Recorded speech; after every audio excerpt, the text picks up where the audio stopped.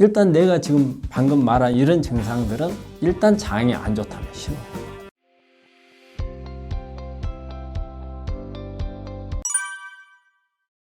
이제 우리 수술이라고 하는 것은 한 번 해버리고 나서 잘못되면 어때요? 돌이킬 수가 없는 거잖아요. 다른 우리가 약들은 쓰다가 부작용이 나오면 중단하면 되잖아요. 근데 수술은 그렇지 않아요. 그래서 수술은 선택이 아주 중요하거든요. 그래서 수술을 할 때 뭐예요? 어느 병원에 어느 의사를 선택을 할 건가? 그게 중요한데, 그러기에 앞서서 병원이나 의사를 선택에 앞서서 본인이 준비해야 될 게 있어요. 뭐냐면 본인의 정확한 수술을 할 수 있는 컨디션 상태라든지, 그 다음에 내가 가지고 있는 암의 어떤 기수라든지, 예를 들어서 이런 게 있어요. 삼중음성 우리 환자들이 종종 이제 저하고 이렇게 대화를 하다 보면은 이런 게 있어요.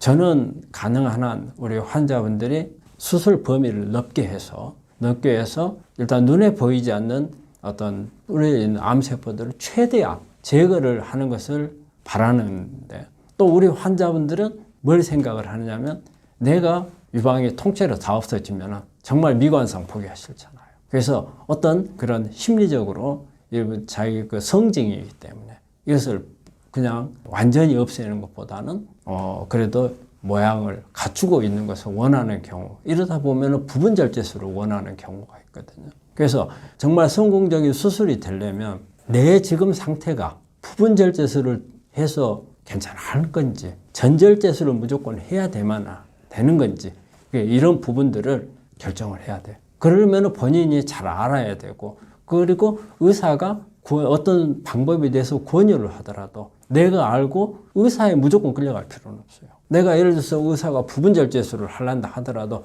저는 완벽하니 전절제술을 하랍니다, 이렇게 할 수 있는 그런 부분들이 있어야 되거든요. 다른 암도 마찬가지예요. 위암이라든지 이런 부분도, 위암도 보면은 우리가 이 아전절제술, 전절제술 이런 부분들이 있거든요. 그럼 뭐 이런 부분들이 대부분은 다 뭐냐면 우리 의사들의 판단에 의해서 환자 의사에 관계없이 되거든요. 그런데 우리가 환자 입장에서는 본인이 가지고 있는 암이잖아요. 어떤 문제가 생기더라도 책임은 본인이 져야 되는 거고, 그리고 잘 됐을 경우에 거기에 대한 득을 얻는 것도 본인이잖아요. 그럼 뭐 본인이 그걸 잘 알아가지고서 해야 되기 때문에 성공적인 어떤 수술이나 항암 모든 게 다 저는 우리 환자들한테 말하는 것은 본인이 개입을 해야 된다는 거예요. 무조건 맡기는 것은 아니다. 그래서 가장 어떤 성공적인 치료를 위해서는 본인 개입이 중요하고, 그 다음에 환자가 많은 정보를 얻어야 되고, 그리고 어떤 수술을 한다든지 이런 게 신속한 치료가 필요해요. 시간을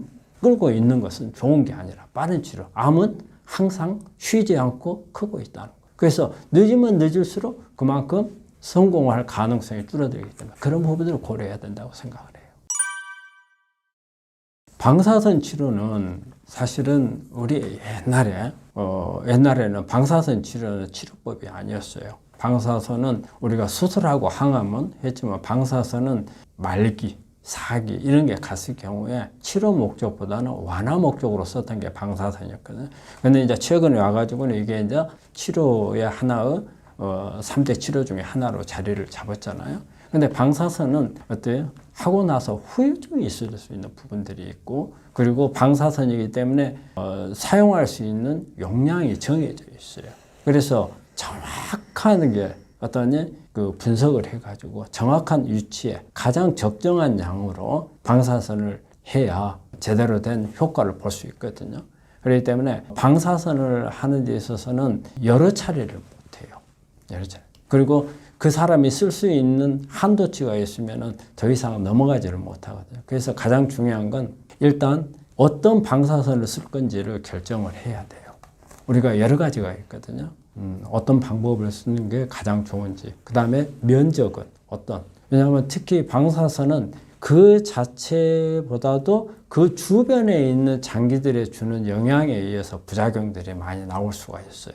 예를 들어서 유방암 같은 경우에 방사선 치료를 하고 나면은 잘못하면 폐섬유종 같은 게 올 수 있어서 호흡곤란이 오고 이런 부분들이 올 수도 있고, 그리고 대장이나 이런 데 방사선을 했을 경우에는 그 방사선으로 인한 장염이라든지 부작용들 같은 게 많이 나올 수 있기 때문에 그 부작용을 가장 효과도 있으면서 최소화할 수 있는 그런 부분들 정확한 분석이 필요하다고 생각해요. 그래서 방사선도 수술이나 마찬가지로 하고 나서 돌이킬 수 없는 부분들이 상당히 있다는 것을 염두에 두어야 됩니다.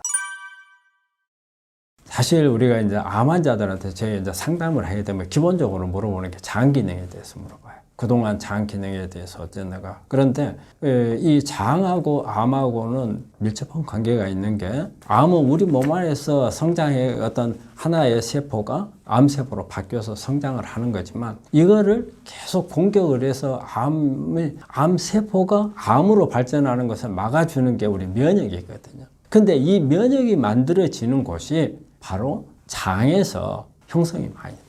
그래서 직접 장이 면역세포를 생산하는 것은 아니에요. 우리 면역세포를 만드는 것은 골수에서 만들어내잖아요. 골수에서 만들어내고 흉선에서 이 면역세포들을 다듬고 하지만, 우리가 장이 중요한 것은, 우리 장이 안 좋은 사람들은 면역이 장으로 집중이 돼요. 장으로 집중이 되다 보면은 우리 암이라든지 우리 몸 안에서 일어나는 면역이 필요한 부분에 집중이 안 되는 거예요. 장에 다가 있는 거예요. 근데 장이 나쁜 사람들은 계속 우리 몸에 지켜야 될 면역이 어때요? 거기에 가 있어요. 그래서 장을 좋게 해주는 게 면역을 우리가 암 쪽으로 돌릴 수가 있는 거예요. 그래서 암에 장이 영향을 주는 게 한 80%라고 그래요. 그 정도의 영향을 줘요. 그렇기 때문에 일단 암 치료하려고 하는 환자들은 집중되어 있는 장에 집중되어 있는 이쪽으로 돌리기 위해서는 장 관리를 꼭 해야 되는 거예요. 이 장 관리가 필요한 사람들을 우리가 찾아야 되는데, 우리 환자분들이 이런 경우가 많아요. 상담을 할 때 장이 어떻습니까? 이렇게 물어보면 저 장은 괜찮아요, 이렇게 말씀하신 분들이 많아요. 그래서 이제 세부적으로 이제 질문을 하는 거예요. 방구를 잘 낍니까? 아니면 방구 끼면 냄새가 납니까? 아니면 소화가 30분 안에 됩니까? 안 됩니까?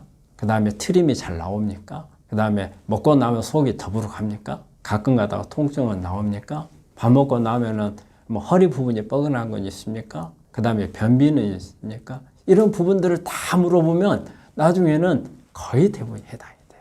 일단 내가 지금 방금 말한 이런 증상들은 일단 장이 안 좋다는 신호예요.